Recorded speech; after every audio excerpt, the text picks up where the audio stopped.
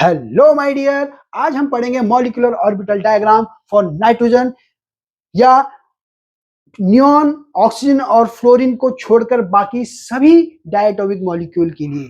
ठीक है, तो चलिए समझते हैं। ये जो हमने मॉलिक्यूलर ऑर्बिटल डायग्राम बनाया था वो हमने नियॉन, ऑक्सीजन और फ्लोरीन के लिए बनाया था, जिसमें ये फर्स्ट एटम्स के एटॉमिक ऑर्बिटल्स थे और ये सेकंड एटम के एटॉमिक ऑर्बिटल्स हैं, और जो बीच में हैं ये मॉलिक्यूलर ऑर्बिटल्स थे। ओके, लेकिन ये थे किसके लिए? नियॉन, ऑक्सीजन और फ्लोरीन के लिए। बाकी सबके लिए कैसा होगा, उसमें बस एक थोड़ा सा चेंज करना है। वो चेंज कहां पे है? वो चेंज यहां पर होगा। जो सिग्मा 2pz एनर्जी लेवल पे नीचे था वो सिग्मा 2pz एनर्जी लेवल ऊपर हो जाएगा, और पाई 2px और पाई 2py एनर्जी लेवल में नीचे हो जाएगा। बस इतना सही चेंज है। इसके बाद जो डायग्राम बन के आएगा वो डायग्राम सभी मॉलिक्यूल के लिए होगा except neon, oxygen and fluorine. इनमें लागू नहीं होगा, बाकी सब में अप्लाई होगा। तो चलिए बनाते हैं इस डायग्राम को। तो यहां पर हमने जो चेंज किया, बस यही चेंज आपको ध्यान रखना है। बाकी एंटी बॉन्डिंग पाई मॉलिक्यूलर ऑर्बिटल इनके अपनी ही पोजीशन पे रहेंगे, उसमें कोई चेंज नहीं होगा। ओके, तो this is the molecular orbital diagram for nitrogen, या ऐसे मॉलिक्यूल जिसमें नियॉन, ऑक्सीजन, फ्लोरीन शामिल नहीं है।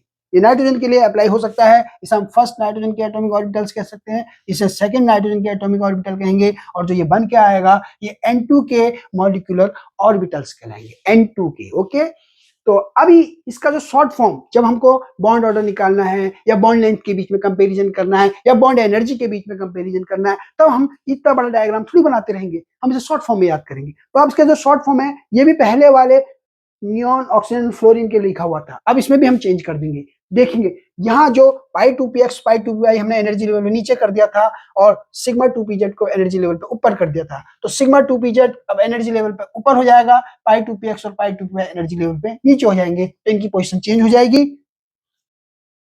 अब एक एग्जांपल ले लेते हैं नाइट्रोजन। हम जानते हैं नाइट्रोजन N2 फॉर्म में एग्जिस्ट करता है। N2 में नाइट्रोजन का जो एटॉमिक नंबर है वो 7 होता है, और 7 का electronic configuration 1s2, 2s2 and 2p3 होता है। ओके, सिमिलरली सेकंड नाइट्रोजन का भी यही होगा। तो अब हमने क्या करना है, ये फर्स्ट नाइट्रोजन के एटॉमिक ऑर्बिटल्स हैं जो एनर्जी के बढ़ते हुए क्रम में हमने रखे हुए हैं। तो सबसे पहले लोअर एनर्जी का है 1s, जिसमें 2 इलेक्ट्रॉन है, हमने यहाँ 2 इलेक्ट्रॉन भर दिए। ऐसे दूसरे नाइट्रोजन का भी यही होगा 1s2। ओके, तो ये 1s2, फिर 2s2, इसमें भी 2 इलेक्ट्रॉन, ये भी 2s2। ओके, समझ में आ रहा होगा।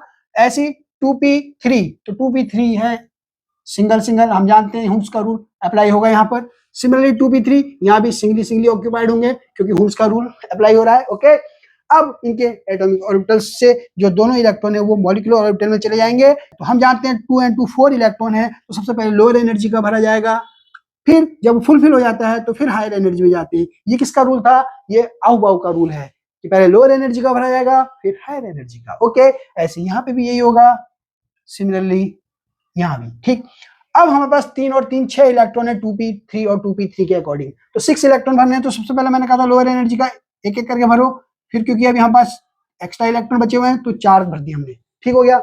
अब बचे 2, उनको हमने यहाँ भर देंगे, ऊपर नहीं जाएंगे, क्यों? जब तक इसको फुलफिल नहीं करेंगे तब तक हम ऊपर नहीं जाएंगे। ओके, तो हमारे पास अब देखेंगे 2 to 4 to 6, 6 के 6 इलेक्ट्रॉन हमने यहाँ भर दिए हैं। अब हमारे पास कोई भी एक्स्ट्रा इलेक्ट्रॉन नहीं बचा है। ओके, तो ये रहा molecular orbital diagram for N2। ठीक, इसी को शॉर्ट फॉर्म में आप यहाँ करेंगे। कैसे करेंगे? हम जानते हैं नाइट्रोजन के पास टोटल 7 इलेक्ट्रॉन है, दूसरे नाइट्रोजन के पास भी 7 है, टोटल कितने हो जाएंगे? 14 इलेक्ट्रॉन। अब 14 इलेक्ट्रॉन भरो, 2 to 4 to 6 to 8 to 10 to 12 to 14। Okay, फिर से गिनीजिए, 2 to 4 to 6 to 8 to 10 to 12 to 14।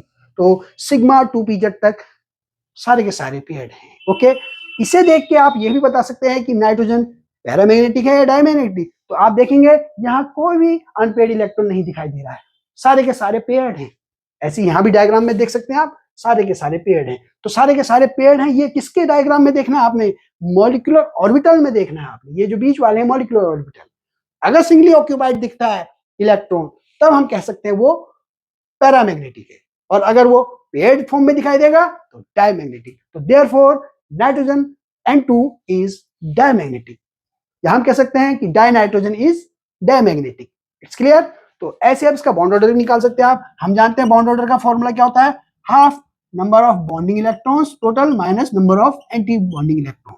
तो बॉन्डिंग इलेक्ट्रॉन कितने हैं बिना स्टार के गिन लीजिए, 2 2 4 2 6 2 8 2 10, और एंटी बॉन्डिंग इलेक्ट्रॉन हो गए 2 and 2 4। ओके, तो 10 में से 4 गया 6, तो 1/2 into 6 इक्वल टू कितना आया 3। तो बॉन्ड ऑर्डर आया इसका 3। तो जब बॉन्ड ऑर्डर निकालना हो तो इस शॉर्ट फॉर्म में आपने इलेक्ट्रॉन भर देने हैं इसी तरीके से, और आप बॉन्ड ऑर्डर निकाल सकते हैं। It's clear. तो आशा करता हूं आपको समझ में आया होगा। Thank you.